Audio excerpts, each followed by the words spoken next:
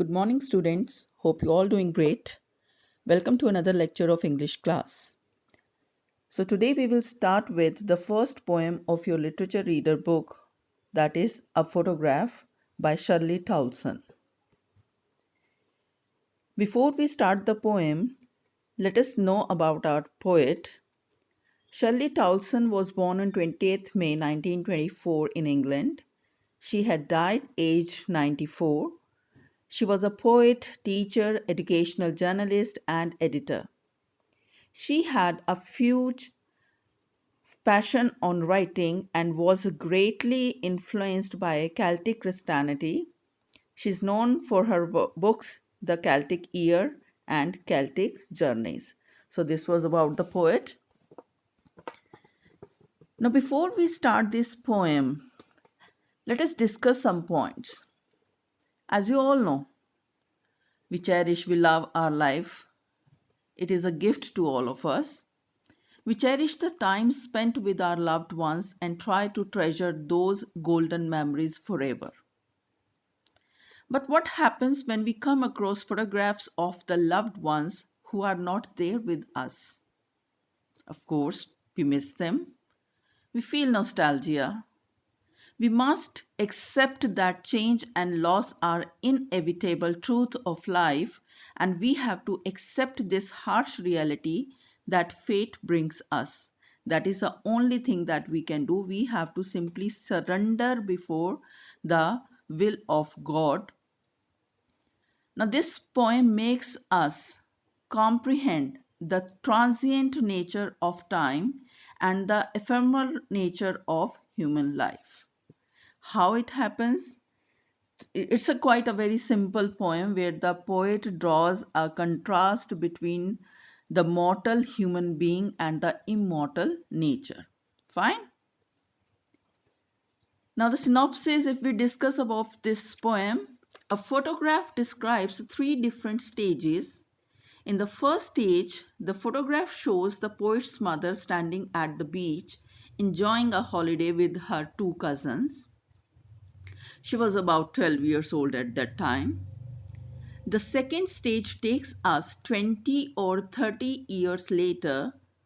The mother would laugh at the way she and her cousins Betty and Dolly were dressed up for the occasion. And in the third stage, the poet remembers her mother with a heavy heart because the mother is not around. The photograph revives nostalgic feelings in the poet. Fine. Now, what is the central theme of the poem? So, basically, if we discuss the poem has a few themes. It has a theme of time, how time changes everything. It has a theme of immortality of nature, how huge, how great impact the nature has on our lives.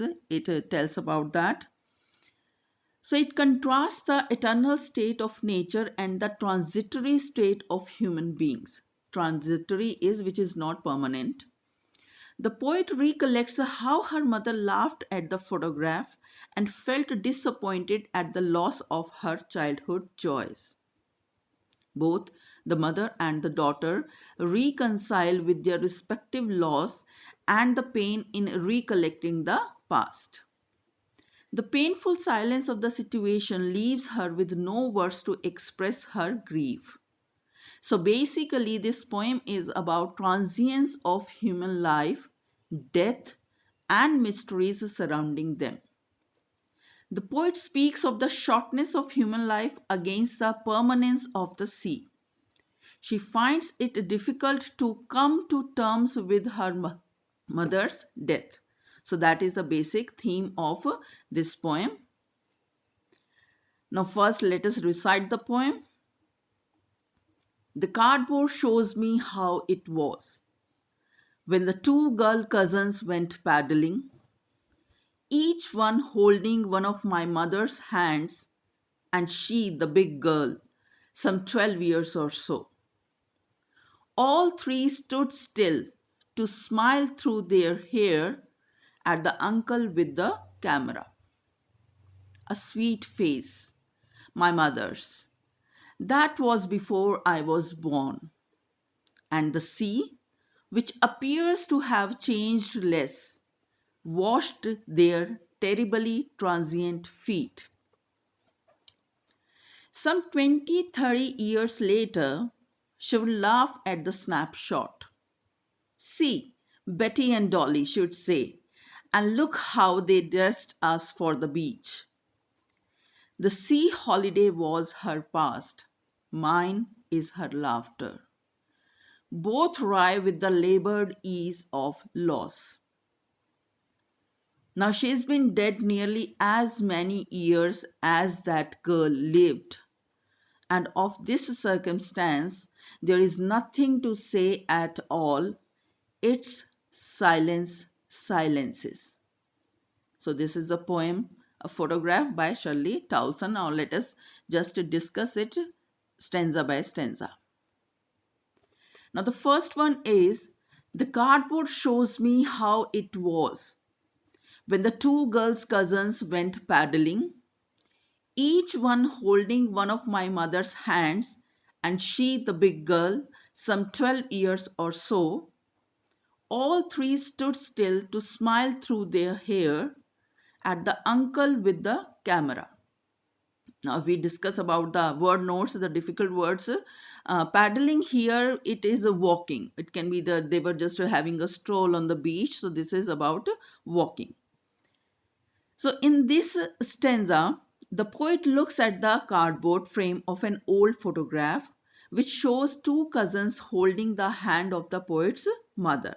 Now, cardboard here depicts the picture, the picture frame, you can say, where she is looking at that old photograph of her mother and her cousins. They had gone for a seaside holiday. Out of those three girls, poet's mother was the eldest girl. She was near 12 years old at that time. All of them were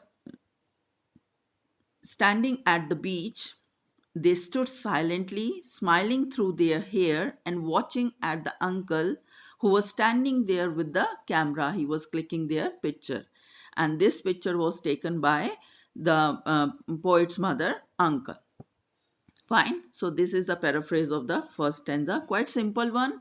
It is having a deep meaning. Later on we will discuss about the symbolism used here. Now next comes a sweet face, my mother's, that was before I was born, and the sea, which appears to have changed less, washed their terribly transient feet. Now here the word notes first comes. Terribly here is great, and transient, as I told you earlier also, it is momentary or mortal, which can be vanished. Now the photograph was taken long before the poet was born, because the mother was just 12 at that time. The poet's attention is drawn towards her mother's face, which is described as a sweet and attractive face. The sea has not changed too much, but the mortal face of the mother seems to have changed a lot with the passage of time. Now, this is the contrast that the poet is drawing here, that nature, it is immortal. It sustains forever. It cannot be changed with the passage of time. But human beings, we are mortal beings, and we change. There is change in the physical appearance, the thought process, everything changes with time. The poet's mother and the two girl cousins stood there. The sea was washing their mortal feet, but of course their footprints were there, and the sea, the tides were coming, and they were just washing away their mortal feet. Why feet are called mortal? Because the imprints can be washed away by the sea tides. On the other hand, the sea which touched their feet has changed less.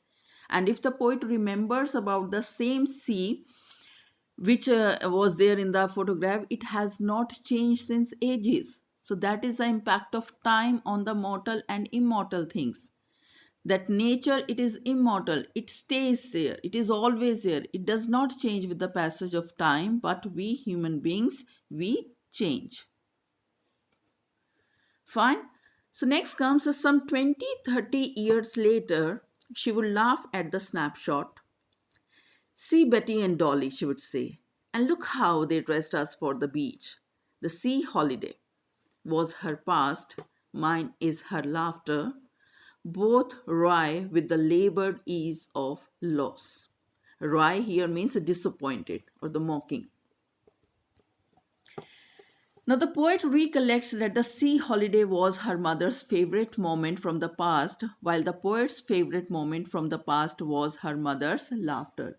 She used to rejoice looking at her mother.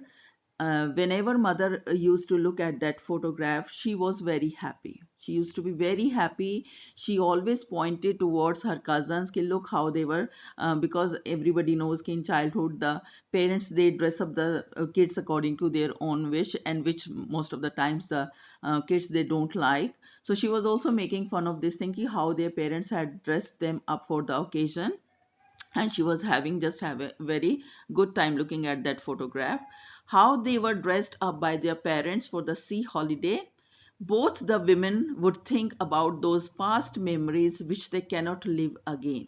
Now for the mother it was her sea holiday, and for the poet it was her mother's laughter which were missing in their lives, and both of them seem to have suffered some profound sense of loss, and both of them they were in grief. The mother was missing the loss of her good times, her smile, and of course now as the mother was not around, she had passed away, so the poet was missing her mother. They tried their best to adjust to what they lost, and they were just simply trying to come to terms with the loss, the profound loss that they both had experienced. Now, in the last two lines, you say both wry with the labored ease of loss, means both the poet and her mother. Wry is she was disappointed that she has to do this. She has to compromise with that grief, because that is the only thing we human beings can do. We cannot change the fate. With labored ease of loss, labored ease, labored in which you have to put some struggle, some effort.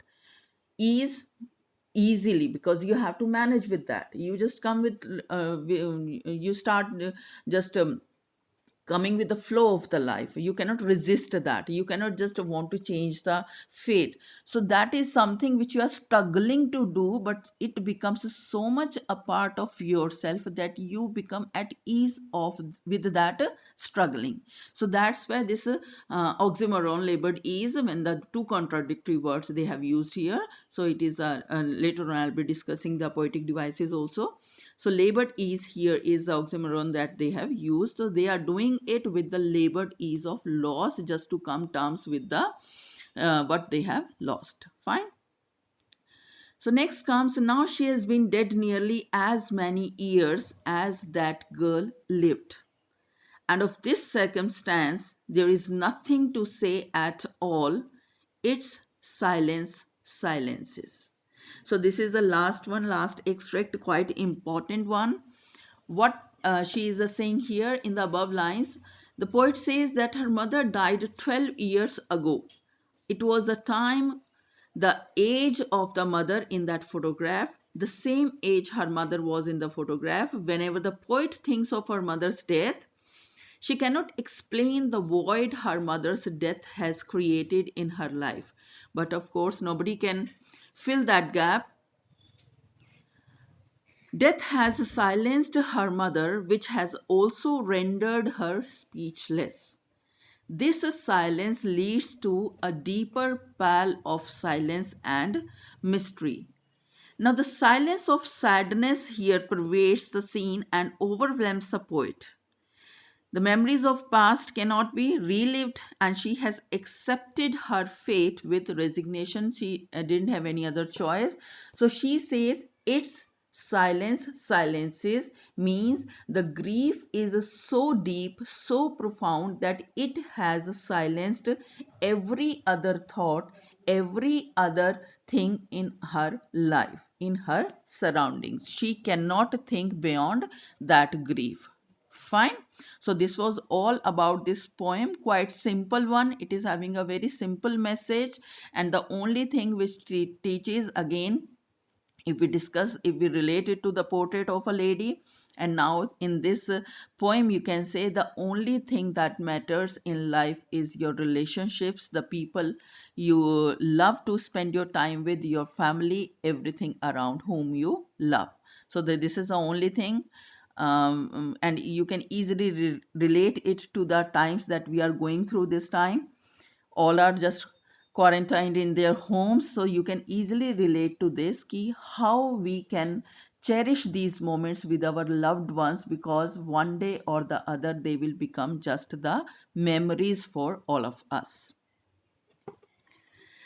Now this is original text from your book, a photograph. You can just have a look of that. Next comes the poetic devices used in this poem. I'll go one by one. The first one is cardboard shows me. Cardboard shows me. In the very first line, that is a personification. All of you have done this in your previous classes also. When the any object is personified, this is personification. Cardboard is being personified here. Then stood still to smile. Now the sound of S is being repeated, so it will be alteration. Again comes C, which appears to have changed less. The personification, the C is being personified here. Terribly transient, the sound of T, it will be alliteration again. But if we talk about terribly transient feet, the complete line, the whole line, it becomes a transferred epithet. Now, what is transferred epithet? This will be something new for you people.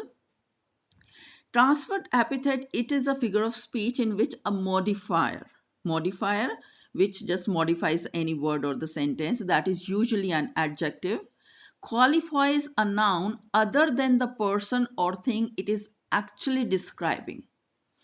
In other words, the modifier or the epithet is transferred from the noun it is meant to describe to another noun in the sentence. जिसके लिए बना है उसके लिए ना होकर दूसरे को डिस्क्राइब कर रहा है. I give you one more example. I had a wonderful day. Now the day cannot be wonderful. The epithet wonderful actually describes a kind of day the speaker has experienced. So he is describing the day that he has experienced. He is feeling wonderful. Not that day was wonderful. He is feeling wonderful. He is happy. He had good day. So that's why he is explaining it like this. Another examples can be sleepless nights. Now the nights cannot be sleepless. The people, they become sleepless.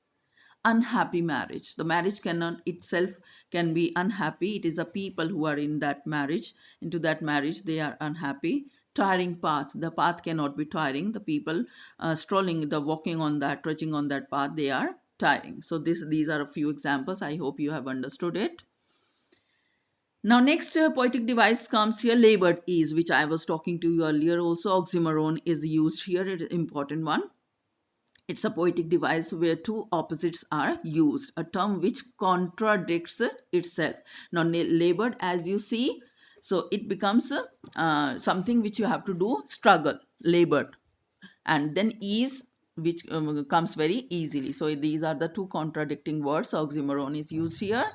And next comes its silence silences. Again the sound of S is being repeated here, so it will be alliteration. And sorry, since it's a silence silences, so again the personification also, because it's being silence is being personified here.